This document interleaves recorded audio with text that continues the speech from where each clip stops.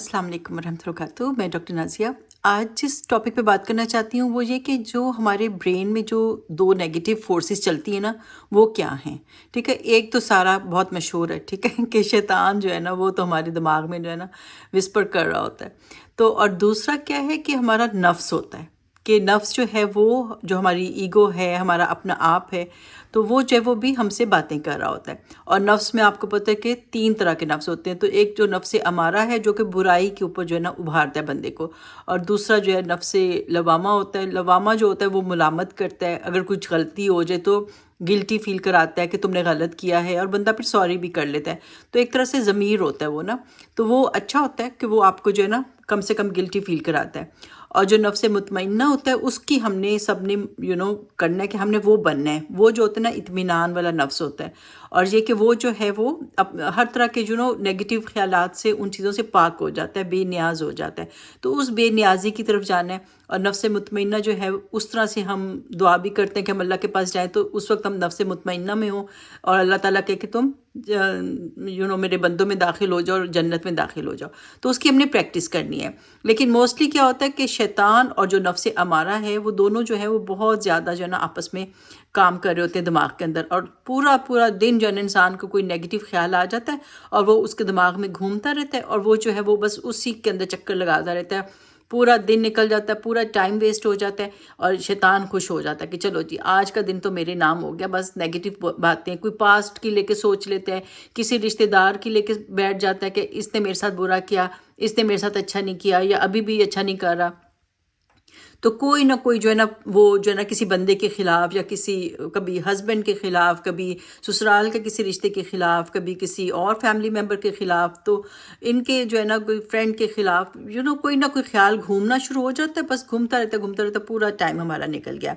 अब हम उसका सोल्यूशन कैसे ढूंढें। ठीक है, अब हमने शैतान के लिए तो हमें बहुत अच्छे अच्छे से वो आते हैं, आउज़ुबिल्लाह पढ़ लिया, सूरह फलक पढ़ ली, सूरह नास पढ़ ली। जो सबसे ईजी रेमेडीज़ हैं वो यही है कि शैतान आपको लगे, शैतान आपको बहका रहा है, आपका टाइम वेस्ट करा रहा है, आपके दिमाग में घूम रहा है। क्योंकि देखिए इनमें डिफ्रेंशिएट करना कई तो ना बहुत मुश्किल होता है कि ये शैतान का वसवसा है कि या मेरे नफ्स का वो है ख्याल है ना।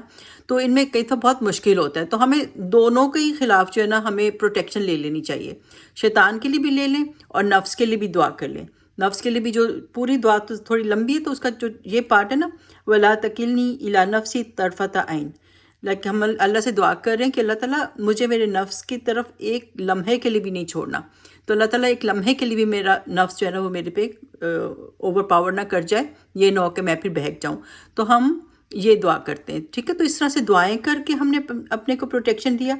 और एक बात और है कि आपको चाहिए कि आप अपने दिमाग को डांटा भी करें।